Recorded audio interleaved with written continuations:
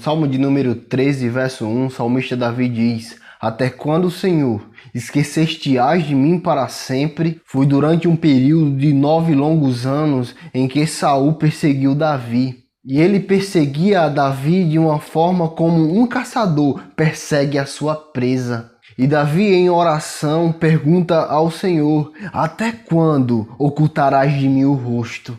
Se nós formos parar para pensar, uma aflição prolongada, ela nos fere e ela nos leva a nos prostrar perante Deus para pedir socorro, para perguntar aonde tu estás. E foi exatamente o que Davi fez. Certo dia eu estava lendo algo sobre milagres. E um determinado pregador escreveu: há quanto tempo você espera por um milagre? E eu lendo nos comentários eu pude perceber que muitas pessoas estão esperando um milagre de Deus, estão esperando uma manifestação de Deus, e as pessoas diziam: eu estou esperando por um milagre há 5 anos. Eu estou à espera de um milagre há 10 anos, há 15 anos, há 20 anos. E muitas mais pessoas falavam. Quando a aflição é prolongada demais, o que o ser humano quer é uma resposta de Deus. Ele quer que essa resposta de Deus ela seja rápida, porque ele está sofrendo.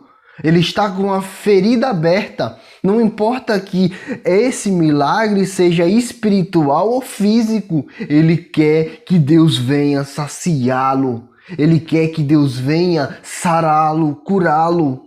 Na Epístola aos Romanos, capítulo 8 e verso 28, o apóstolo Paulo nos diz que nós sabemos que todas as coisas cooperam para o nosso bem. Mas uma coisa que muitas pessoas esquecem é que existe uma continuação para esse versículo. Eles pensam que todas as coisas cooperam para o bem, então tudo vai dar certo, você não vai sofrer, você não vai sentir dor. E o que nós vemos é que muitas vezes o cristão sente dor. E ele chega para Deus pedindo que Deus não se oculte dele. Porque Deus, muitas vezes, para nós, Ele está demorando demais. Será que Deus está demorando demais? E o texto diz: todas as coisas cooperam para o bem daqueles que amam a Deus. E ele continua: daqueles que são chamados segundo o seu propósito. Davi era chamado segundo o propósito de Deus, e mesmo tendo o propósito de Deus na sua vida, isso não o isentou dos sofrimentos. 9 longos anos Saul o perseguiu, mas a primeira coisa que Davi, ao ver que o sofrimento estava prolongado demais, ele clama a Deus. E é o que nós fazemos. Quando nós sofremos, nós clamamos a Deus. Mas pessoas podem até dizer: o cristão não pode estar em sofrimento, ele não pode ter doença alguma. E eu me lembro de Jó, um homem que muito sofreu, tanto de forma física e espiritual. Mas Jó, ele jamais pecou contra Deus. Porque quando nós sofremos e não vemos alguma solução, nós queremos buscar solução aonde não tem solução. Nós fomos a Deus, Deus não respondeu, a primeira coisa que eu vou fazer é ir para outro lugar para buscar a solução. E Tiago fala que este homem que vai até Deus para pedir alguma coisa e pedindo alguma coisa, e ele já tem em mente de que se Deus não resolver o seu problema, ele vai em outro lugar. Tiago diz: homem de ânimo dobre. Este homem é de mente dividida, porque padecendo uma necessidade, ele poderia ir até Deus e pedir com fé, e Deus pode sará-lo, mas ele vai com mente dividida. E por isso que Deus não resolve nada. Como muitas pessoas hoje também se encontram assim, não receberam a resposta de Deus, não receberam a cura de Deus, mesmo sem a mente dividida, como Tiago diz, Deus não responde, porque não é o tempo ainda. Mas Deus, ele não tem respondido. Deus está demoroso demais. E quando a aflição é prolongada demais, nós tendemos a buscar a Ele e procurar a Ele e pedir a Ele.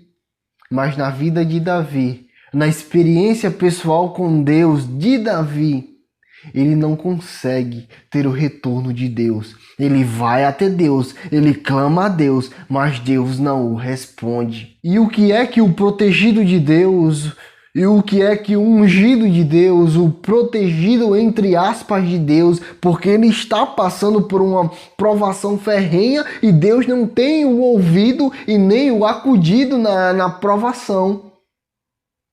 O que é que ele faz? Ele lembra de todas as coisas de que Deus o prometeu. E ele diz: no tocante a mim, confio na tua graça.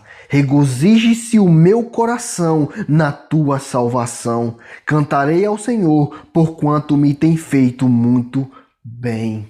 Se Deus ainda não se chegou a você para fazer um milagre na sua vida, o que é que você deve fazer? Abandoná-lo e ir em busca de outras coisas, porque a sua mente está dividida de maneira nenhuma. Sabe o que você deve fazer? No tocante a mim, confio na tua graça. Confiar na graça do Senhor, mesmo passando por aflição. Cantar ao Senhor, porque Ele continua nos fazendo muito bem. E Ele já nos fez o bem. E Ele continua nos fazendo o bem e querendo o nosso bem. Mesmo que Ele não tenha nos respondido com a cura, com o milagre, continuaremos confiando na sua graça, continuaremos confiando e nos regozijando na sua salvação, porque Ele nos tem feito